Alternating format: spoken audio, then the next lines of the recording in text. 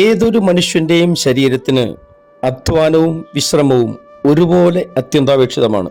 ചില ആളുകൾ രാപ്പകൽ കഠിനാധ്വാനം ചെയ്യും, വിശ്രമത്തിന് ഇട കൊടുക്കുകയില്ല.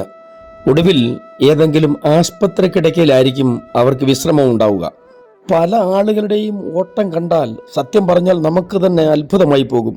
പണമുണ്ടാക്കാനുള്ള ഓട്ടം, പണം പണം എന്ന ആ ഒരേ ഒരു ചിന്ത.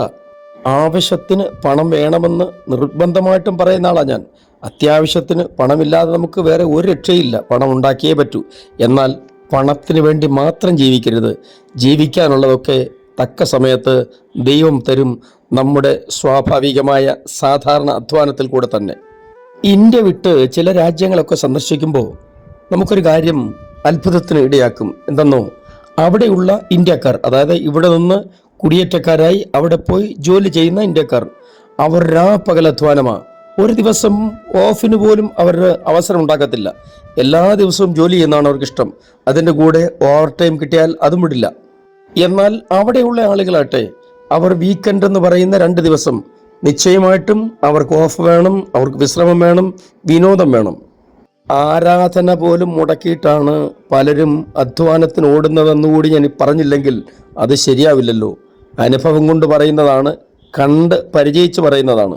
ഇന്നും നമുക്ക് യേശുവിനോടുകൂടെ യാത്ര തുടരാം. ചില നിമിഷങ്ങളിലെ തുടർധ്യാനത്തിനായി വിശുദ്ധ മർക്കോസിന്റെ സുവിശേഷം 6-ാം അധ്യായം 31-ാം വാക്യം വായിക്കട്ടെ. നിങ്ങൾ ഒരു ഏകാന്ത സ്ഥലത്ത് വേറിട്ട് വന്ന് അല്പം ആശ്വസിച്ചു കൊള്ളുവിൻ എന്ന് പറഞ്ഞു.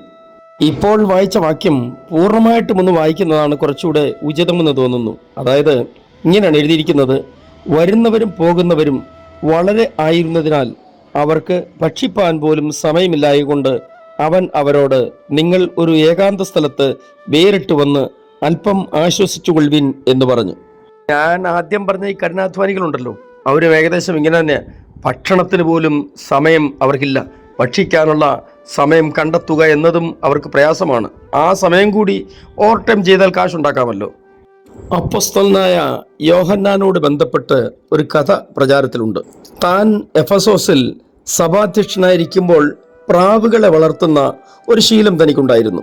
അവയ്ക്ക് ഭക്ഷണം കൊടുക്കുകയും അവയുടെ അടുക്കൽ ചെന്ന് അത് കുത്തിപ്പെറുക്കുന്നതും കുറുകി ശബ്ദമുണ്ടാക്കുന്നതുമെല്ലാം കൗതുകത്തോടെ നോക്കുന്നതുമൊക്കെ തനിക്ക് വലിയ ഇഷ്ടമായിരുന്നു. പ്രാർത്ഥനയുടെയും പ്രവർത്തനത്തിൻ്റെയും സമയം കഴിഞ്ഞിട്ട് താൻ പിന്നെ ഇങ്ങനെയാണ് സമയം ചെലവഴിക്കുന്നത്. താൻ പാർക്കുന്ന വീടിന് മുന്നിലൂടെ ഒരു ദിവസം ഈ പ്രവൃത്തികളെല്ലാം കണ്ടുകൊണ്ട് ഒരാൾ കടന്നു പോവുകയായിരുന്നു. പരിചയക്കാരൻ തന്നെയാണ്. യോഹന്നാനെ പോലെ ഒരാൾ പ്രാവുമായി ചെങ്ങാത്തം കൂടിക്കൊണ്ടിരിക്കുന്നത് കണ്ടപ്പോൾ ഇയാൾക്ക് അത്ഭുതമായി. എന്നെയുമല്ല, കളിയാക്കാനും അയാൾ മറന്നില്ല. ഏതായാലും യോഹന്നാൻ അയാളോട് ചോദിച്ചു, നിങ്ങളുടെ കയ്യിലെ വില്ല് അയഞ്ഞു തന്നെയാണല്ലോ അല്ലേ? അയാൾ വേട്ടയ്ക്ക് പോയി വരുന്ന വഴിയായിരുന്നു. അപ്പോൾ അയാൾ പറഞ്ഞത്, ഞാൻ വില്ല് ഉപയോഗിക്കാത്ത സമയങ്ങളിലെല്ലാം അതിൻ്റെ ചരട് അയച്ചിട്ടിരിക്കും. അല്ലാത്ത പക്ഷം വില്ല് കുലയ്ക്കേണ്ടി വരുമ്പോൾ വേണ്ട ബലം എടുക്കാൻ കഴിയില്ല. ആ മറുപടി യോഹന്നാന് വളരെ ഇഷ്ടപ്പെട്ടു. അദ്ദേഹം ഇങ്ങനെ മറുപടി പറഞ്ഞു, എൻ്റെ മനസ്സിൻ്റെ വില്ല് അയച്ചിടുന്ന സമയമാണിപ്പോൾ. താൻ ഉദ്ദേശിച്ചത് കർമ്മനിരതമായ സമയങ്ങളിൽ നിന്നും അല്പം വിശ്രമം ഏതൊരു മനുഷ്യനും ആവശ്യമാണ് എന്ന് ബോധ്യമാക്കാൻ വേണ്ടിയിട്ടാണ്. നോക്കൂ, നമ്മുടെയൊക്കെ ഇന്നത്തെ ജീവിതശൈലി വളരെ തിരക്കേറിയ ഒരു അവസ്ഥയാണ്. ഉന്നത സ്ഥാനങ്ങളിലുള്ളവർ മാത്രമല്ല, സാധാരണക്കാർ പോലും എപ്പോഴും ടെൻഷനിലാണ്. എന്തെങ്കിലുമൊക്കെ സമ്മർദ്ദങ്ങൾ എല്ലാവർക്കും ഉണ്ടാവും. വാസ്തവത്തിൽ ഇന്ന് മനുഷ്യനെ പിടികൂടിയിരിക്കുന്ന പല രോഗങ്ങളുടെയും പ്രധാനപ്പെട്ട കാരണം അവരുടെ മനസ്സ് സംഘർഷഭരിതമായതുകൊണ്ടാണ്. ഇന്നത്തെ പല രോഗങ്ങളെയും വിശേഷിപ്പിക്കുന്നത് സ്ട്രെയിൻ ആൻഡ് സ്ട്രെസ് ഡിസീസ് എന്നാണ്. തിരക്കിനിടയിൽ അല്പം വിശ്രമം ഏതൊരു മനുഷ്യനും ആവശ്യമാണ്. യേശുനാഥന് ഇത് നല്ലോണം അറിയാമായിരുന്നു. തിരുവചനം പഠിക്കുമ്പോൾ യേശു ക്രിസ്തുവിൻ്റെ ഓരോ ദിവസവും ആരംഭിക്കുന്നത് എങ്ങനെയാണെന്ന് നമുക്ക് വളരെ വ്യക്തമായി മനസ്സിലാക്കാൻ പറ്റും. വിജനമായ സ്ഥലത്ത് ഏകാന്തമായിരുന്ന് ധ്യാനനിരതനായിരുന്ന് പ്രാർത്ഥന കഴിച്ചതിന് ശേഷം മാത്രമേ അന്നത്തെ ദിവസം താൻ ആരംഭിക്കുകയുള്ളൂ. ചിലയിടങ്ങളിലൊക്കെ യേശു തമ്പുരാൻ വിജനമായ സ്ഥലത്തേക്ക് വാങ്ങിപ്പോയി എന്നൊക്കെ എഴുതിയിട്ടില്ലേ?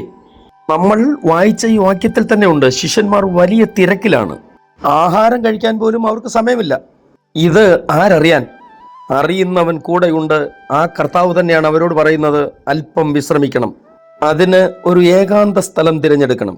മനുഷ്യൻ തിങ്ങിപ്പാർക്കുന്ന ഇടത്ത് നമുക്ക് എവിടെയാണ് ഏകാന്തത കിട്ടുന്നത്? നമ്മുടെ മനസ്സിനെ ആവുന്നത്ര ഏകാന്തമാക്കാൻ ശ്രമിക്കുക. അതുമാത്രമേ നമുക്ക് ചെയ്യാൻ പറ്റുള്ളൂ.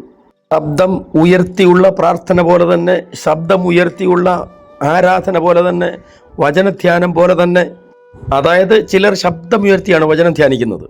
ശാന്തമായി എവിടെങ്കിലും ഇരുന്ന് കർത്താവും നമ്മളും തന്നെ. അതുകൊണ്ടാണല്ലോ യേശുതമ്പുരാൻ പ്രാർത്ഥന പഠിപ്പിച്ചപ്പോൾ ഇങ്ങനെ പറഞ്ഞത്, നിങ്ങൾ പ്രാർത്ഥിക്കുമ്പോൾ അറയിൽ കിടന്ന് വാതിലടച്ച് രഹസ്യത്തിൽ കാണുന്ന എൻ്റെ പിതാവിനോട് പ്രാർത്ഥിക്കണം.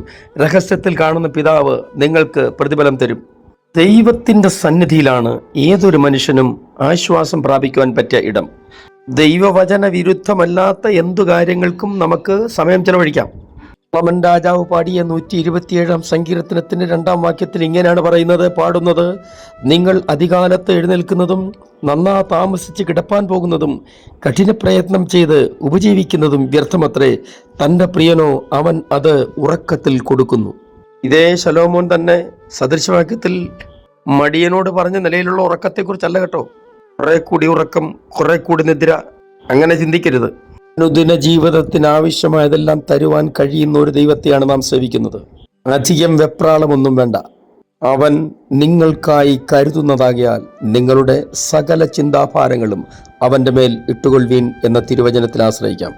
സ്വർഗീയ പിതാവേ, എൻ്റെ എല്ലാ പ്രിയപ്പെട്ടവരെയും അങ്ങയുടെ കരങ്ങളിലേക്ക് ഏൽപ്പിച്ച് അനുഗ്രഹിച്ച് പ്രാർത്ഥിക്കുന്നു. ഞങ്ങളുടെ ഒരു ചെറിയ അധ്വാനത്തെ പോലും തുച്ഛീകരിക്കാത്തവനായ കർത്താവ് ഞങ്ങൾക്ക് ആവശ്യമുള്ളതെല്ലാം തക്ക സമയത്ത് നൽകും എന്ന ഉറപ്പോടെ സമാധാനമായി അങ്ങയിൽ ആശ്രയിച്ച് ജീവിപ്പാൻ ഞങ്ങളെ സഹായിക്കണമേ. യേശു ക്രിസ്തുവിൻ്റെ അൻപുള്ള നാമത്തിൽ തന്നെ ആമേൻ.